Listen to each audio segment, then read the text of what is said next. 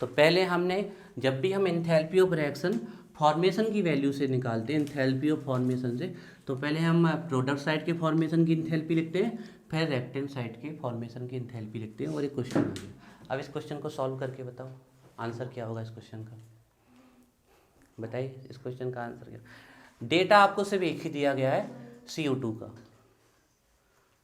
और हमें इस क्वेश्चन को सॉल्व करने के लिए कितने डेटा चाहिए, इसका चाहिए, इसका चाहिए और इसका, तभी सॉल्व। लेकिन आपको सिर्फ दिया गया है इसी का, है ना।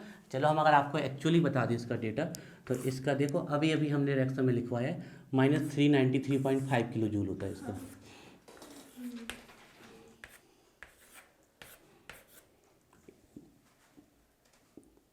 -393, हाँ एक नहीं है, हाँ फिक्स है इसका, -393 किलो जूल पर मोल है। अब निकाल के दिखाओ रिएक्शन की एंथैल्पी, बाकी और की दो की तो बताई नहीं गई है आपको, कैसे निकालोगे। लगाओ दिमाग, कल हमने बताया था वहीं से आएगा इसका आंसर। कल हमने आपको एक चीज़ बताई थी बहुत इंपॉर्टेंट, आया हुआ क्वेश्चन है आपके एग्जाम में। हमें इस क्वेश्चन को सॉल्व करने के लिए तीनों डेटा चाहिए थे, लेकिन हमें डेटा तो सिर्फ एक ही बताया। लगाओ कोई तो दिमाग लगाओ, लगाओ फिर अच्छी दिमाग। लो ये है दिमाग, आप लोगों ने दिमाग नहीं लगाया। देख लीजिए, enthalpy of formation of carbon graphite कितनी होती है, 0 0 होती है, चेक करो। और एंथैल्पी फॉर्मेशन ऑफ O2 कितनी होती है, 0 होती है। ये हमें पहले दी नहीं जाएगी, हमें ये क्वेश्चन आते हैं ऐसे, ये हमें खुद ध्यान रखनी है। तो enthalpy of formation of graphite कितनी होती है, 0, और एंथैल्पी ऑफ फॉर्मेशन कल बताया था ना हमने, चेक करो एंथैल्पी ऑफ, हाँ बोलो बेटा बोलो। ये तो दिया जाएगा, ये तो हमें दिया जाएगा डेटा, ये तो एक्सपेरिमेंटली देखा गया है। जब कार्बन डाइऑक्साइड का 1 मोल बनता है तो कितनी एनर्जी, -390 किलो जूल पर मोल। तो ये तो दिया ही रहेगा, ये दुनिया में कोई चीज़ हम कभी यहाँ क्लासरूम में बैठ के ही निकाल, हम इसको याद कर सकते हैं इससे, या ये हम एग्जाम में वैल्यू आपको हमेशा दी जाएगी। तो हम ये कह रहे हैं कि ऐसे क्वेश्चन फंसाते हैं बच्चों को, है ना। एक इक्वेशन लिख देंगे, enthalpy of formation of CO2 दे देंगे, और कहेंगे कि एंथैल्पी ऑफ रिएक्शन निकालो। तो बच्चा बड़े आसानी से क्या करेगा, उसको तो पता है कि एंथैल्पी ऑफ रिएक्शन निकालने के लिए हमें प्रोडक्ट के फॉर्मेशन की एंथैल्पी माइनस रिएक्टेंट की। अब वो जब डेटा देखने जाएगा तो उसको सिर्फ किसकी दी रहेगी, CO2 की, और वो फिर बार बार ऑब्जर्व करेगा कि चल क्या रहा है क्वेश्चन में, और उसको समझ में नहीं आएगा कि इसको सॉल्व कितना करे, या तो इतना ही छोड़ आएगा या फिर कुछ भी जो उसको रैंडम दिमाग में आएगा। हमने कल आपको बहुत, आप देख लीजिए, हमने क्लियरली आपको लिखवाया था, ये लिखा हुआ है कि स्टैंडर्ड स्टेट में एंथैल्पी ऑफ फॉर्मेशन एलिमेंट की कितनी होती है, 0। चेक करो कार्बन ग्रेफाइट की कितनी है, 0, और ये चेक करो O2 गैस की कितनी है, 0 है। तो इनकी एंथैल्पी कितनी आ गई, 0, -0 + 0 0, माइनस को 0 से मल्टीप्लाई करो, 0, खत्म। मतलब इस केस में ध्यान रखना है, बहुत इंपॉर्टेंट क्वेश्चन है, ऑब्जेक्टिव भी पूछा गया है। इस केस में एंथैल्पी ऑफ रिएक्शन होगी सीधे इक्वल टू रिएक्शन की एंथैल्पी वही होगी जो क्या है, enthalpy of formation of CO2 है। ये सीधे एक क्वेश्चन सॉल्व हो गया आपका, तो हमारा आंसर आ गया इस रिएक्शन के लिए। ये सब हर केस में नहीं होगा, ये ध्यान रखना, ये इसी केस में होगा जब आप स्टैंडर्ड एलिमेंट ले रहे हो, और आपको हमेशा स्टैंडर्ड लेने हैं। अब देखिए हम थोड़ा आपको इसका एक्सेप्शनल केस भी दिखाते हैं। तो यहाँ पर होगी वैल्यू -393 किलो जूल पर मोल। इसको पहले अच्छे से ऑब्जर्व करो, फिर देखो क्या वो लॉजिक आया जो हम आपको बताना चाहते हैं।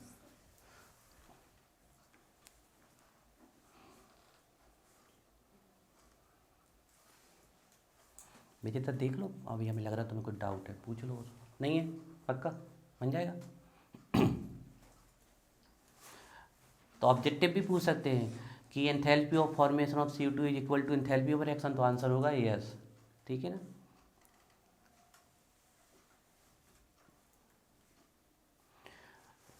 अब देखिए यहीं पर हम एक एक्सेप्शनल केस लिखेंगे, ठीक है, देखना बताइएगा अब क्या है इस केस में ऐसा होगा। क्योंकि देखिए बच्चों, ये क्वेश्चंस का कोई एंड नहीं है, कॉन्सेप्ट का एंड हो सकता है ना।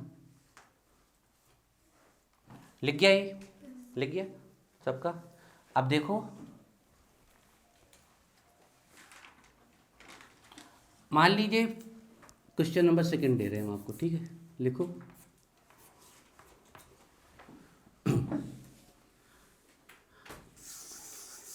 और इक्वेशन हमने ऐसे लिख दिया, कार्बन डायमंड हमने ये दे दिया आपको। अगर आप हमेशा कौन सा लोगे, ग्रेफाइट लोगे। अगर हमने आपको ये दे दिया ऐसे, मान लो हम आपको फंसाना चाहते हैं, तो हमने आपको ये दे दिया ऐसे क्वेश्चन, तो रटन विद्या पे नहीं जाना है ना, डायमंड। अगर हमने ये दे दिया, लिखो पूरा इसको जैसा,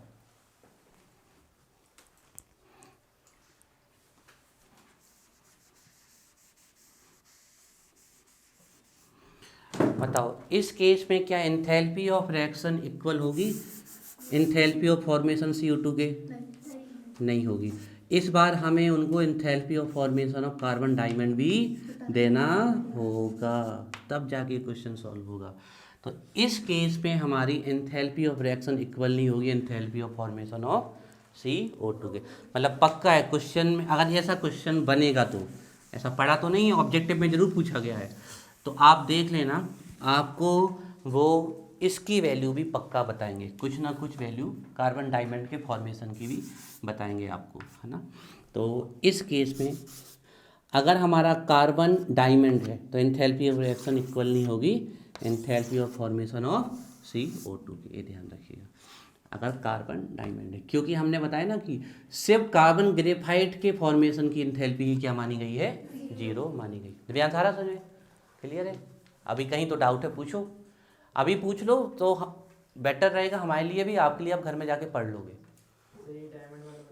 ये डायमंड वाला हमने दिया है तुम्हें तो अपने मन से जब भी कोई चीज़ बनाओगे तो आपको तो कार्बन ग्रेफाइट ही लेना है, पर हमने मान लो आपसे पूछ लिया, हमने रिएक्शन लिख के दे दी और हमने कह दिया ये रिएक्शन लिख के दे दी, हमने कहा एंथैल्पी ऑफ रिएक्शन, तो आपके दिमाग में ये ना रहे कि सर ने तो बताया था कि CO2 जब बनेगी तो एंथैल्पी ऑफ रिएक्शन इक्वल होगी एंथैल्पी फॉर्मेशन CO2। ये तभी होगी जब CO2 को किससे बनाया गया, स्टैंडर्ड एलिमेंट से। अगर वो डायमंड है तो डायमंड के फॉर्मेशन की एंथैल्पी आप 0 थोड़ी कर सकते हो, ये कोई ना कोई आपको वैल्यू बताई गई होगी आपको, तो वो आपको सॉल्व करनी पड़ेगी।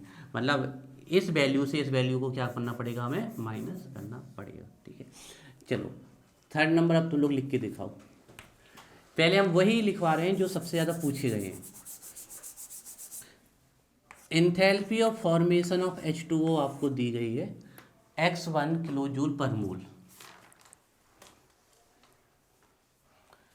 Enthalpy of formation of H2O दी गई है आपको x1 किलो जूल पर मोल, और अब आपसे कहा गया है एंथैल्पी ऑफ रिएक्शन निकालो। निकाल के दिखाओ थोड़ा सा क्या आएगी।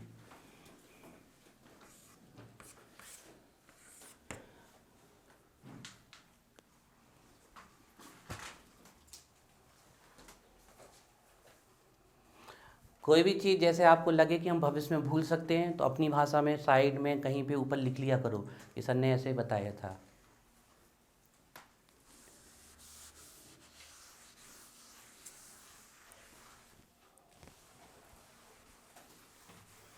चलो जल्दी जल्दी करो सब लोग, निकाल के दिखाओ आंसर क्या आएगा।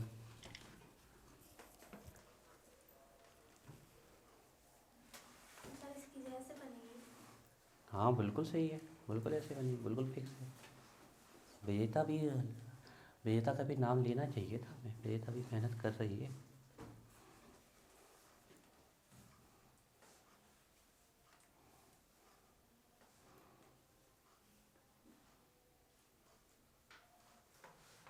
लिख गया नहीं तो सभी अभी लॉजिक से एक्टिंग है, देखो हो गया, दिखाओ फिर।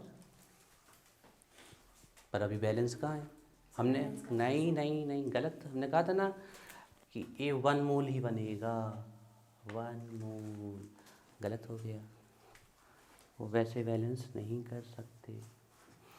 चलो देखो,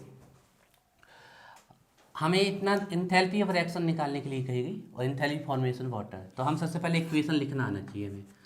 तो वाटर बनाना है तो वाटर बन रहा है तो किस साइड होगा, प्रोडक्ट साइड, और तुरंत इसका 1 मोल फिक्स कर देना। ये गलती बच्चे बहुत करते हैं क्योंकि डेफिनीशन में ही है, फिक्स है। आप बताओ ना फॉर्मेशन कितना अमाउंट होता है, 1 मोल। 2 नहीं कर सकते, गलत हो जाएगा तुरंत, ठीक है। और आप किससे बनाओगे, हमेशा स्टैंडर्ड से। तो वाटर को बनने में क्या लग रहा है, हाइड्रोजन ऑक्सीजन। अब आप ऐसा नहीं कर सकते कि आप ऐसे बैलेंस कर दो 2H2O2 2H2O, वो गलत हो जाएगा पूरा फॉर्मूला। क्योंकि हमने पहले ही बोल दिया कि जिस चीज़ के लिए आप पढ़ रहे हो उसको आपको फिक्स करना है 1 मोल। जब कंबस्टन आएगा तो आपको जिसको भी आप जला रहे हो उसको 1 मोल फिक्स करना पड़ेगा। अब 1 लिखना लिखो, नहीं लिखना नहीं लिखो, फिक्स है ये, ठीक है। देख रहे हैं वाटर के इक्वल आ गया ना, हाँ तो सही है, बिल्कुल सही है। विजेता का दिमाग बहुत तेज चल रहा है। तो अब क्या करें हमें जितना भी बैलेंस करना है इसी साइड करना है, उस साइड हम कुछ टच नहीं कर सकते, ये ध्यान रखिएगा। इसी साइड सब बैलेंस करना पड़ेगा हमें। तो H2 इस साइड 2 है, इस साइड भी 2 है, ठीक है। ऑक्सीजन वहाँ कितनी है, 1 एटम। और हम यहाँ ऑक्सीजन को ऐसे नहीं लिख सकते, क्योंकि हम पहले ही पढ़ चुके हैं कि नेचुरल ऑक्सीजन कैसी है, O2 है, और वो भी किस फॉर्म में, गैस। तो हमें यहाँ पर O2 ही लिखनी पड़ेगी और गैस वाले फॉर्म में ही लिखनी पड़ेगी। तो फिर इसके अमाउंट को तो हमने आपको बता रखा है कि जब भी ऐसा दिक्कत आ जाए, जैसे मान लीजिए आपको चाहिए अगर हम कहते हैं आपको चाहिए 9 ऑक्सीजन चाहिए आपको, तो हमने आपको तरीका बताया था, क्या कर दो 9O2 लिख के किससे डिवाइड कर दो, 2 से, तो हो गई 9 ऑक्सीजन। 9 2 जा 18, 2 से डिवाइड कर दोगे कितनी हो जाएगी, 9। तो यहीं पर हम इसको क्या कर दें, 2 से डिवाइड कर दें, तो ऑक्सीजन 2 से कितनी हो जाएगी, 1। हाफ O2 मतलब ऑक्सीजन का 1 एटम। रिएक्शन बैलेंस हो गई। चलिए अब हम लिखते हैं, इससे एंथैल्पी ऑफ रिएक्शन निकालते हैं, ठीक है। तो एंथैल्पी ऑफ रिएक्शन किसकी, प्रोडक्ट माइनस रिएक्टेंट। तो enthalpy of formation of H2O liquid, H2O liquid, ये लिक्विड फॉर्म में बनाना है ना, वो तो जो भी बताए वो लिख दिया करो, उससे कोई दिक्कत नहीं है ना। H2O लिक्विड, ठीक है। प्रोडक्ट साइड था, ठीक है, इसका नंबर कितना है, 1 से मल्टीप्लाई कर दिया, माइनस आ जाएगी रिएक्टेंट साइड। तो enthalpy of formation of H2, enthalpy of formation of H2 gas, ठीक है। नंबर देखो 1 लगा दो, प्लस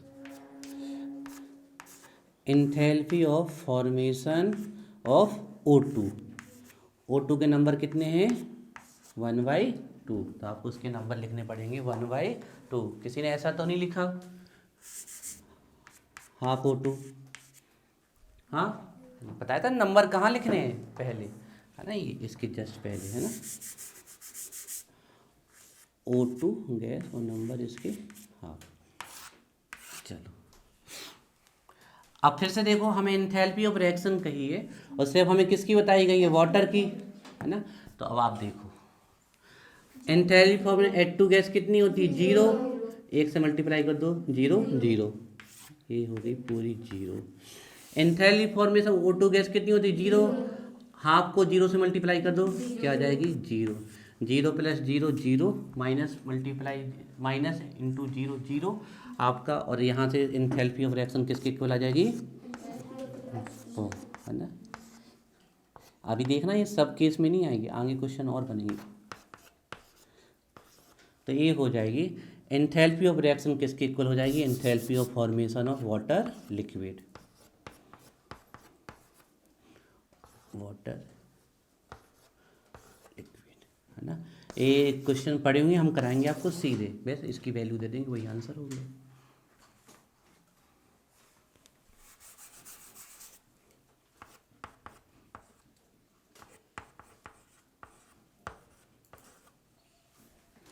देखो यहाँ तक समझ में आया।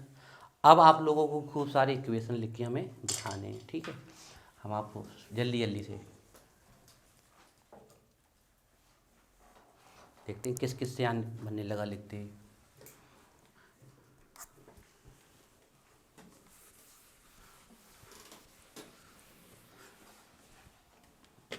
चलिए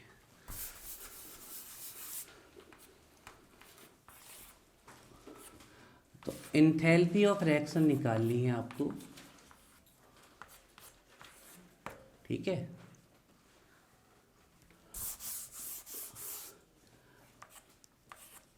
और enthalpy of formation of HBr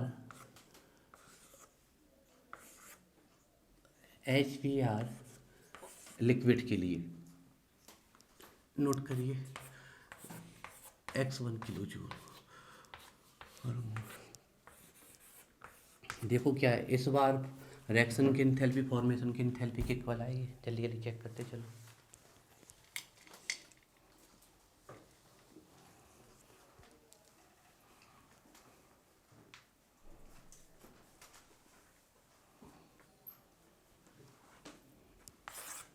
आज घर में जाके इन पे बढ़िया अथक प्रयास मेहनत करनी अच्छी, है ना, क्योंकि कठिन तो नहीं है, तो लिखना बहुत पड़ता है, और ये साइन ऐसे घुमा ऐसे लगते हैं पजल टाइप की, तो अच्छी घर पे जाके इन पे मेहनत करना आज।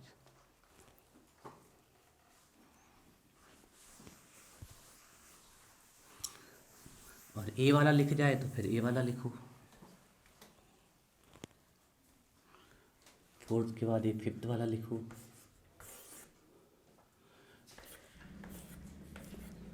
जिसको समझ में नहीं आ रहा पूछना है। सर इसकी रिएक्शन कैसी होगी HBr की? लिखो जैसे ऐसे जैसे लिखवाइए, जैसे सिखाइए वैसे लिखो। हाँ, फिजिकल स्टेट लिखो उसकी भी। बिल्कुल बिल्कुल, पर बैलेंस तो करो। नहीं बेटा, नेचुरल स्टेट HBr नहीं है, नेचुरल H की क्या है H2, और Br की क्या है Br2, उसी स्टेट में लिखना पड़ेगा, फिर बैलेंस करना पड़ेगा। सर एक कॉल आएंगे ये भी। हाँ, लेट्स सी, बन गया, दिखाओ। पर अभी बैलेंस कहाँ हो रहा, बैलेंस करो। तुम्हारा भी बैलेंस कहाँ है, तुमने गलती कर दी ना, हमने कहा था ये 2 नहीं हो सकते, जो चीज़ बना रहे हो वो कितनी होगी 1, ये हाफ होगी, ये 1 मोल होगी। हाँ जी, तो 1 मोल होगी, तो फिर इस साइड बैलेंस करना पड़ेगा। जो चीज़ को हम कह रहे हैं वही गलती कर रहे हो विजेता, कैसे बेटा, हमें पता ना, जो चीज़ बन रही है उसको आप 1 मोल से ज़्यादा नहीं कर सकते,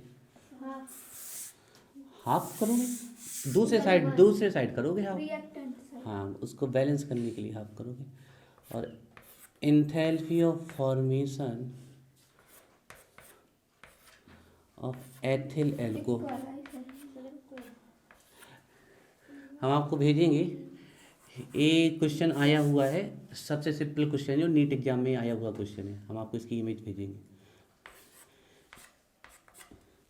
एथिल एल्कोहल लिक्विड दी गई है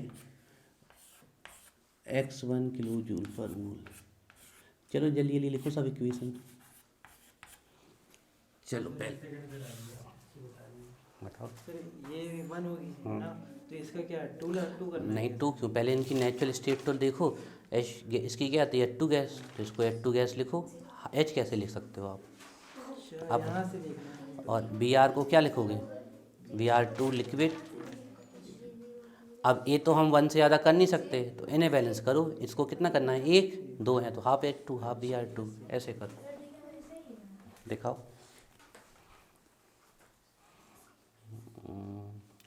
Br तो बैलेंस कर लिया, लेकिन हाइड्रोजन कहाँ बैलेंस हो गया, अभी हाइड्रोजन कितने हैं 2, इस साइड कितना है 1, तो हाफ H2 लिखो। सर इक्वल है, इक्वल आ रहा है, हाँ आ रहा है इक्वल। चलो देखो बच्चों, हमने बताया